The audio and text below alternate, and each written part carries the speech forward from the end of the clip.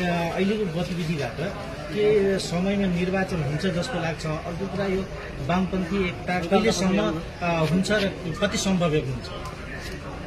निर्वाचन तोकिएको समयमा हुनुपर्छ।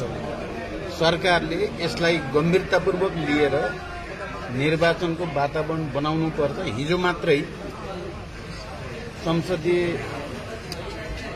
दलहरूसँग हिजो जो वार्ता भएको छ सरकारको, त्यसबाट सरकार बिस्तारै निर्वाचनतिर गम्भीर हुँदै गएको आभास त मिल्छ, तर अझै पनि निर्वाचनको वातावरण बनेको छैन। तपाईहरुलाई थाहा छ, हामीले चाहिँ यो असाधारण परिस्थितिमा अन्तरिम सरकारले निर्वाचन घोषणा गरिसकेपछि अब निर्वाचनमै केन्द्रित हुनुपर्छ भनेर सबभन्दा पहिला पार्टीको केन्द्रीय समितिको बैठक बसेर निर्णय गर्ने पार्टी माओवादी केन्द्रै बन्यो। तपाईहरुलाई थाहा छ, सबभन्दा पहिला जेएनजी आन्दोलनपछि सार्वजनिक रूपमा अपिल गर्ने पनि हामी नै भयौं र अहिले फेरि काठमाडौँ भ्याली बाहिर मध्य प्रदेशमा आएर कार्यक्रम गर्ने पनि सायद हामी नै पहिलो पार्टी भयौं।